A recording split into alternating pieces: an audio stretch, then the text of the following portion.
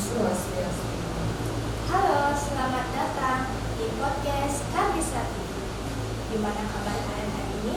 Semoga selalu dalam keadaan sehat dan baik ya. Ada nih pribadi saya yang sering kita dengar, tak kenal maka tak sayang. Jadi kita kenalan dulu yuk.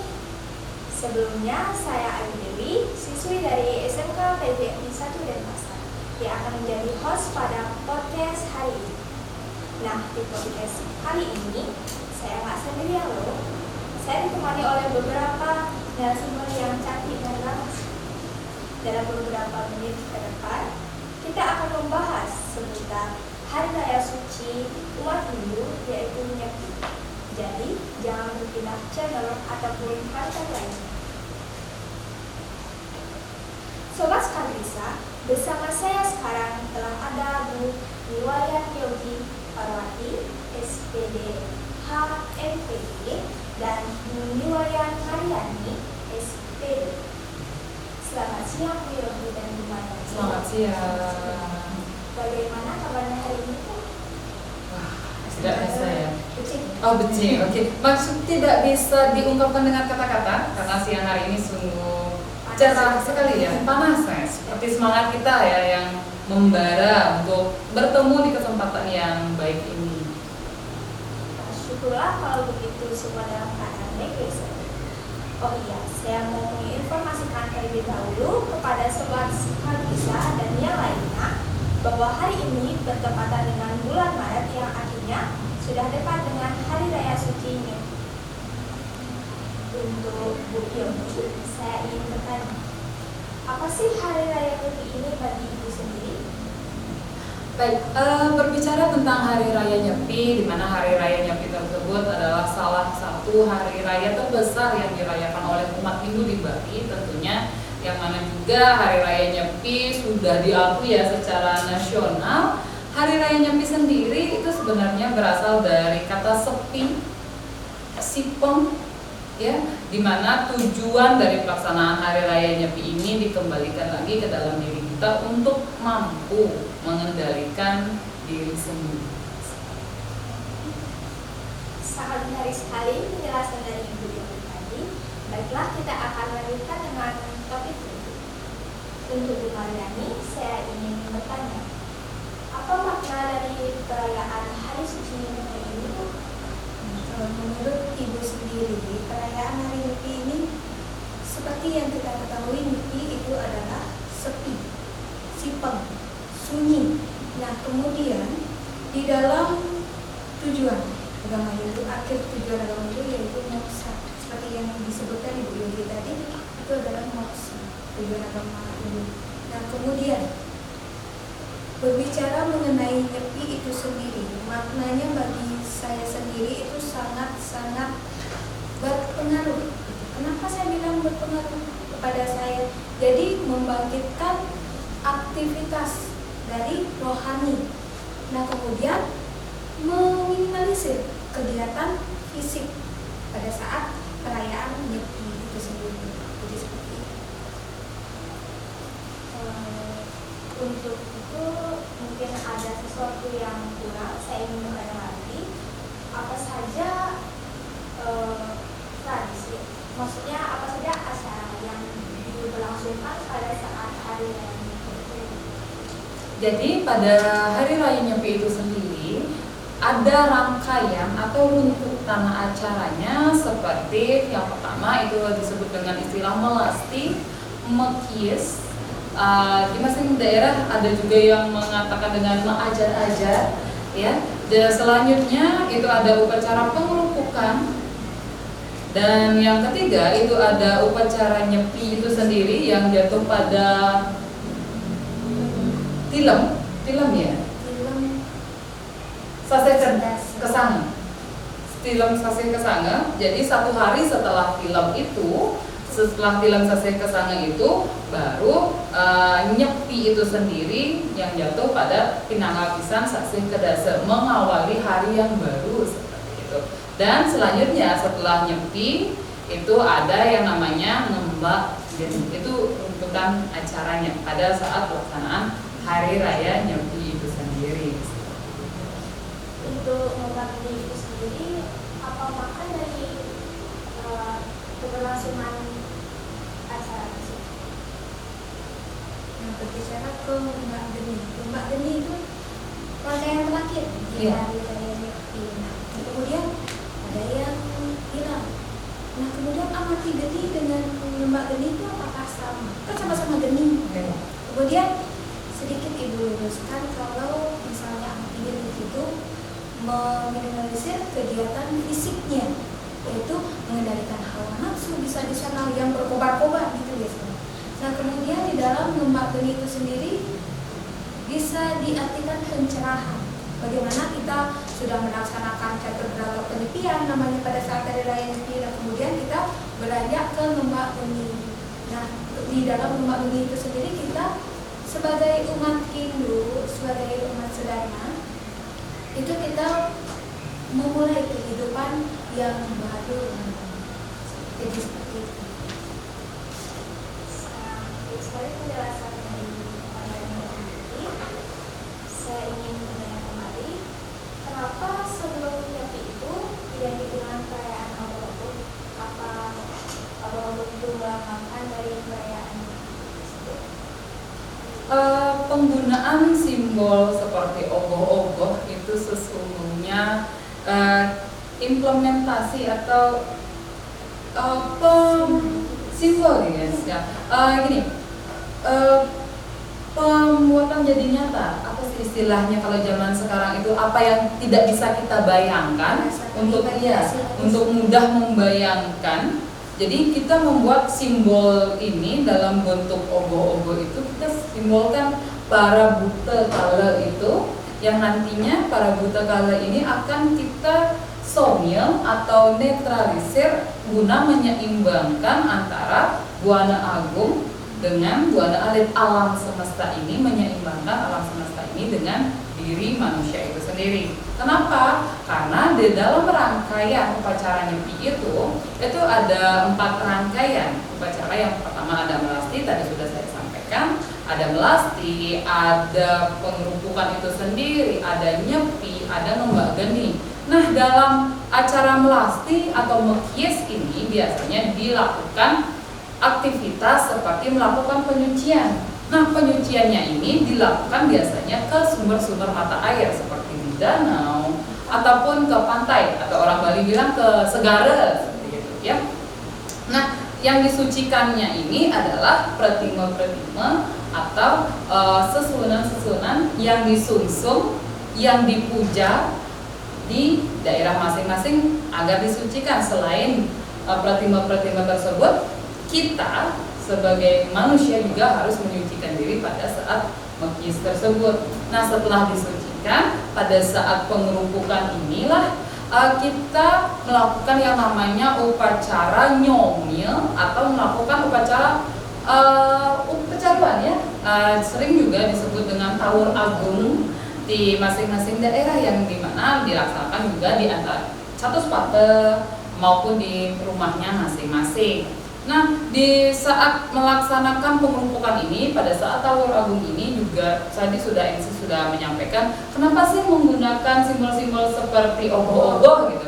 Karena yang kita ketahui bersama, Tuhan, baik Tuhan maupun para buta kala ini tidak bisa kita lihat, tidak bisa kita pikirkan, sehingga untuk memudahkan kita membayangkannya adalah kita wujudkan dalam bentuk seni patung, ogoh-ogoh, kreativitas. Dan juga pada saat setelah pengerupukan itu ada nyepinya ya. Pas di sasih kedasanya ini, kenapa dilaksanakan pada sasih kedasa? Karena itu untuk mengawali hari. Kedasa itu berasal dari kata-kata kedas ya. Kata-kata kedas yang berarti bersih, mengawali hari dengan yang baik-baik. Jadi yang kita lakukan pada hari Nyepi itu, kita bisa melakukan hal-hal seperti melaksanakan yang namanya catur brata penyepian itu sendiri. Jadi catur brata penyepian itu yang pertama itu ada amati geni, yang kedua ada amati karya, ada amati lelungan maupun amati lelamuan. Nah, amati geni pada saat upacara Nyepi ini atau pada saat hari raya Nyepi ini dimaksudkan itu adalah bagaimana kita agar mampu dan bisa mengendalikan yang namanya api nafsu yang ada di dalam diri. Karena yang seperti yang kita ketahui bersama, kita itu tidak terlepas dari hal-hal buruk yang ada di dalam diri kita. Karena di dalam diri manusia itu sendiri ada musuh-musuh yang ada di dalam diri kita itu sendiri. Seperti itu. Jadi itulah yang harus kita coba untuk kendalikan pada saat hari Nyepi itu sendiri. Bisa dikaitkan dengan sadriku ya? Iya, bisa dikaitkan dengan satribu itu sendiri. Untuk selanjutnya amati bisa Nah, amati karya itu berarti bekerja. Jadi kita itu dianjurkan untuk meminimalisir pekerjaan di hari Nyepi itu. Kenapa? Karena sebaiknya pada saat hari raya Nyepi yang berarti sunyi, senyap atau sipeng itu kita itu harus yang namanya mengendalikan diri. Nah, mengendalikan diri ini ya bagaimana kita tidak melakukan aktivitas-aktivitas yang menggunakan fisik seperti itu. Jadi kita harus memberata. Bagaimana kita memberatanya? Memberata dalam pikiran, memberata dalam bentuk kata-kata maupun memberata dalam bentuk perbuatan itu sendiri seperti itu. Jadi kembali ke dalam diri, mengendalikan diri itu sendiri. Baik Bu, untuk catur beragam penelitian yang disebutkan tadi yang dilaksanakan pada hari Nyepi itu Ibu sudah menjelaskan untuk amati bumi dan amati karya. Saya ingin bertanya untuk amati lingkungan, apa saja yang dimaknai dari hal tersebut? Baik, berbicara tentang amati lelungan, di mana amati lelungan ini adalah serangkaian dari catur beragam penelitian. Lelungan itu diambil dari bahasa Bali, dari akar kata lungo yang berarti pergi. Ya, jadi dianjurkan kita pada saat hari raya Nyepi itu tidak melakukan aktivitas atau tidak bepergian pada saat hari raya Nyepi itu sendiri. Kenapa? Karena seperti yang kita ketahui bahwa hari raya Nyepi yang berarti sepi, sunyi, senyap itu kita dianjurkan untuk mengendalikan diri kita itu sendiri, gitu. Untuk mengendalikan nafsu-nafsu kita yang ada di dalam diri. Seperti itu.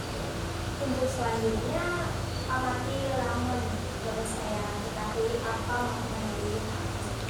Ya, amati lalangan itu berarti kita tidak diizinkan atau tidak diperbolehkan untuk yang namanya berfoya-foya. Karena kenapa? Karena amati lelanguan itu pada saat hari raya Nyepi kita pasti yang tidak bisa mengendalikan diri, kita merasa lapar pasti. Nah, pada saat itulah kita dianjurkan untuk lebih banyak mengendalikan diri dalam kaitannya ke foya-foya. Karena kenapa? Karena amati lelanguan itu yang berarti langu, berasal dari akar kata langu yang berarti hiburan.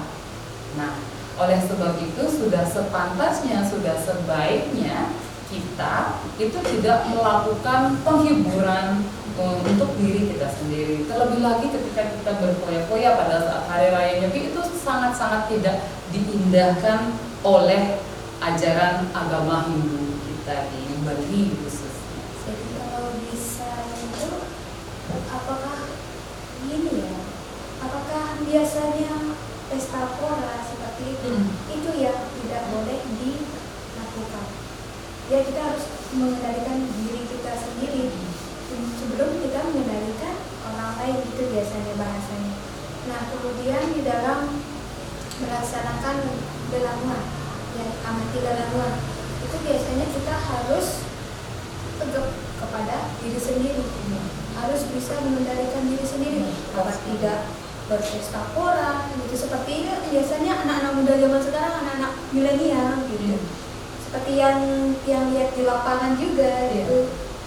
Nah banyak yang pada saat hari raya Galungan minum minuman keras, kemudian foya-foya gitu, ada perkumpulan di posko seperti itu. Nah kemudian itu yang bisa bisa dikendalikan Ya, oleh jadi diri itu sudah lempas ya dari pengertian lelamuan itu sendiri, karena ya lelamuan itu sendiri ya kita tidak melakukan aktivitas foya-foya seperti itu, tidak melakukan aktivitas hiburan seperti itu, karena itu yang harus dikendalikan. Karena kalau kita lihat di lapangan sekarang, ketika kita melakukan foya-foya yang itu artinya kita tidak sendiri, dan saat kita foya-foya itu kadang zaman sekarang banyak yang minum gitu, Iya. atau mencekik gitu misalkan, atau melakukan perjudian gitu ya misalkan, Momentum hari raya. ya momentum hari raya, tetapi itu terkadang banyak sekali ada gesekan-gesekan antara satu sosial dengan sosial yang lain. Nah di sanalah